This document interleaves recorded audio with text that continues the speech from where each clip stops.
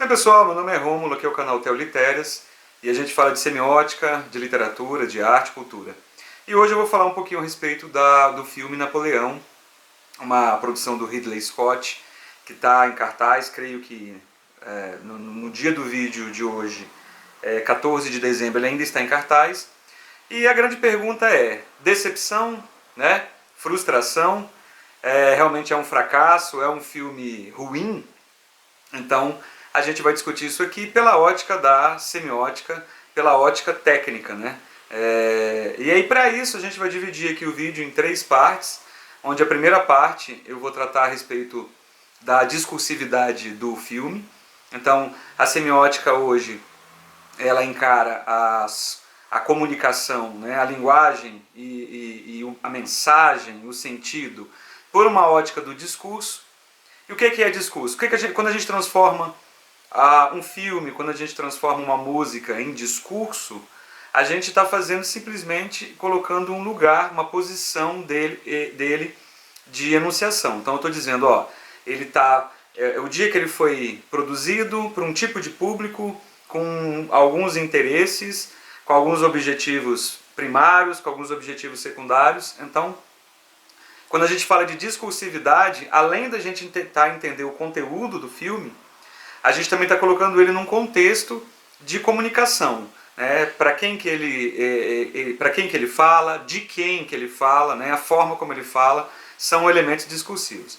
Então, eu vou usar um pouco da semiótica discursiva greimasiana, falando da competência e da performance, ou da performance ou da competência, se vocês a forma gradativa. Então, basicamente, o filme aborda a relação dele com a Joséphine. O filme ele deixa de lado duas coisas fortes do Napoleão, que é a sua capacidade de general militar, que não é tão abordada, mesmo que tenha guerras principais, a derrota, alguns detalhes, e a capacidade dele como gestor, que é um grande gestor, né, da França, e um imperador, porque conquistou outras nações. Né? O filme acaba deixando um pouquinho de lado isso para pautar na relação dele com a Joséphine. Então, quando ele faz essa opção, ele vai trabalhar uma opção de performance e competência. Então, ao se relacionar com a Joséphine, a relação deles é atribulada, é tensa, repleta de traições, e é uma relação de poder. Né? Então, quando ele tem um encontro com ela, a relação de poder é ela dominando a relação e ele, enquanto sujeito, menor na relação de dominação. E aí ele começa. A maioria dessa relação é feita pelas cartas, o filme aborda as cartas, né?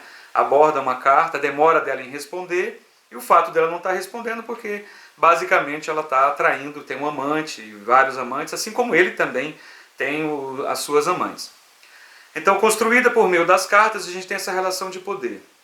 Então, o Napoleão tem uma relação muito intensa com esse sujeito feminino da Joséphine, uma relação lírica, mas ao mesmo tempo dramática e tensa, feito por poder. Então a gente tem aí o poder que ela determina na relação, mas que gradativamente, quando ele vai vencendo as batalhas e se tornando de cônsul para imperador, você tem uma relação inversamente proporcional, é natural, né, regular, de que ele aumente o poder dele enquanto general e enquanto governante, e o amor, o poder da dominação, não posso falar de amor porque é impreciso isso, mas o poder da dominação dele perante ela cresce e a dominação dela, da relação, diminui e ela passa a adotar certas posturas para manter a relação até que tenha um divórcio inevitável, porque o poder dele acaba chegando num limite onde o amor realmente, a relação tensiva que ele tem de dominação,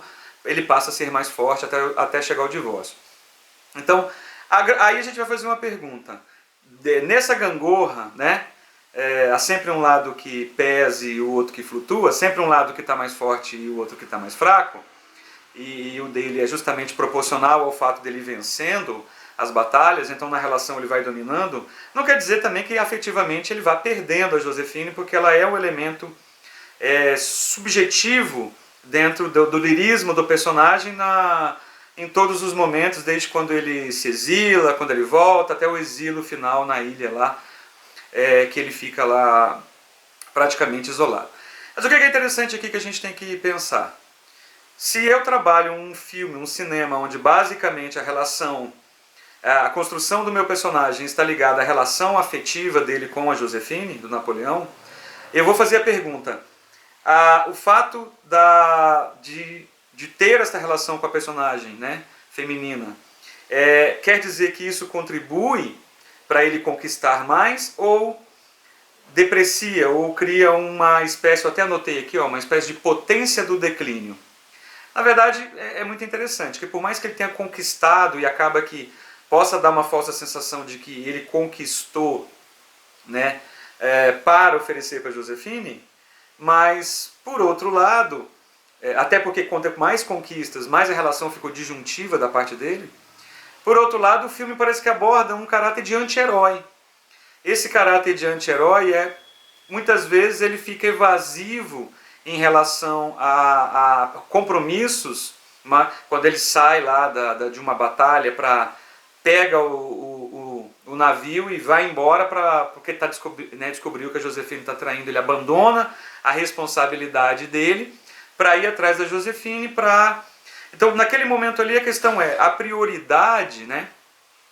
Prioritariamente, a gente tem aí, prioritariamente, a relação dele, ou o compromisso dele. Então, o filme parece que ele aborda em dado momento que o compromisso com a Josefine era maior, e obviamente isso atrapalhava, uma espécie de anti-herói, os compromissos dele de general e de governante. Na medida que ele foi desligando da Josefine, foi brotando um Napoleão um pouquinho mais herói, né? Um pouquinho mais mitificado. Né? O filme não mitifica o Napoleão.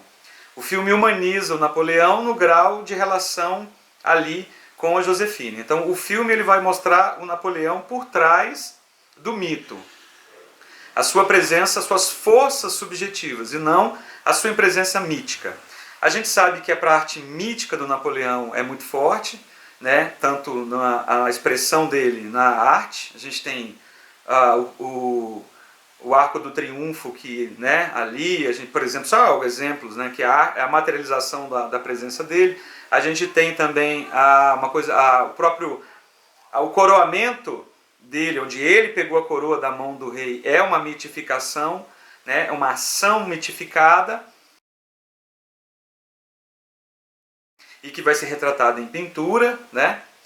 Então, de certo modo, a gente tem uma figura mítica, mas o filme ele vai desmistificar esse personagem mitificado. Então, aí é que vem um grande ponto positivo do filme. Se a arte é a transgressão e a arte é a ruptura com a normalidade, é o estranhamento, usando lá os formalistas, e é uma discursividade para o seu tempo, então me parece que a carga discursiva colocada no Napoleão é de um Napoleão humano, demasiadamente humano, né? Fortalecendo talvez um discurso dos novos dias, né? Dos dias presentes, né? Que talvez, dependendo de quando se diz, de como se diz, a gente teria outros Napoleões, e o Ridley Scott escolheu este Napoleão humano, demasiadamente humano. Daria para a gente falar aqui muito mais sobre isso, mas eu também separei um outro ponto, que é o ponto estético, que a Josefine, ela também, o filme, a gente tem que falar aqui também do aspecto da plasticidade do filme, da iconicidade do filme, né? O cinema ele é icônico, é indicial e simbólico. Então a parte icônica do filme ele vai revelar o que a Josefine foi também um pouco em Paris, né? Ela foi rainha, imperatriz da Itália, da França, né? Então a imperatriz da França e rainha da Itália. Então ela foi muito revolucionária na moda, né? Então o filme ele vai tentar abordar essa iconicidade da moda, né? O talher, o corte dos vestidos dela, o chamado corte reto, né? Eu até separei aqui, que é o visual diretório na época. E ela estabeleceu, né, um contrassenso estético, que era, a gente teve o início do filme, né, que é a nossa famosa Maria Antonieta decapitada porque gastava muito. Então a gente tem lá uma visão libertária, né, de economia e tal, a nobreza gastando e o pobre passando fome, e isso inconcebível, e o povo insuflado e a tensão social vindo. Mas a Josefine, ela representa um pouco do luxo, novamente, né, da moda francesa, meio no contrassenso do que o Napoleão vendia, mas ela esteticamente ela vai ser algo bem importante da gente notar no filme. É um viés da semiótica da moda aí, que poderia ser outro vídeo, para observar essa semiótica da moda partindo de Josefine e das suas aparições no filme, vão ser signos da constituição dessa moda, né? E aí a questão simbólica, como eu disse para vocês, né, a representatividade do Napoleão. Então, assim, no frigir dos ovos, aqui vou emitir a minha opinião para o vídeo não ficar muito longo, muito teórico, muito técnico, tecnicamente, eu entendo o filme como uma transgressão.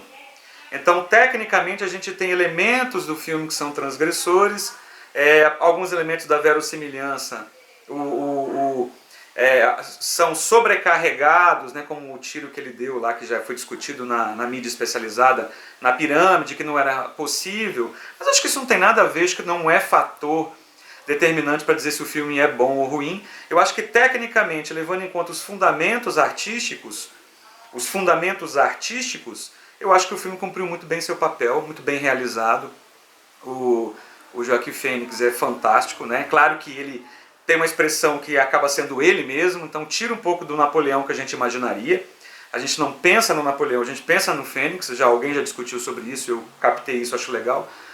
E do ponto semiótico, da realização de um anti-herói, de um mito que foi construído através de batalhas, um mito histórico, um mito estético. Você vê ele desnudo no humano, demasiadamente humano, resgatado pelo seu amor pela Josefine, esse anti-herói que foi construído, eu acho isso perfeito. Eu acho que essa é a função da arte. Acho que essa é a função também discursivamente da arte no tempo de hoje, em 2023. Né? Não acho que está descontextualizado, não é mais do mesmo. Acho que é uma obra que ela vai ser lida depois, né? Espero que as pessoas que forem ler essa obra vão captar o contexto que ela foi escrita, que no momento presente a gente não consegue entender direito isso, mas um pouquinho mais para frente a gente resgatar o tempo que ela foi dito, e a forma como ela foi dita, o que ela disse. Eu acho que sim, acho que é uma obra bem relevante, gostei de assistir, bonita, bem realizada. Emita a opinião de vocês aí, o que vocês acharam do filme, se é bom, se é ruim, tal. Tá? Aqui meu nome é Rômulo, trabalho na Universidade Federal de Rondônia, que é o canal Teolitérios. Vocês todos são bem-vindos, abraços semióticos a todos. Se convenceu que o conteúdo é interessante, opte por se inscrever aqui e fazer parte da nossa comunidade.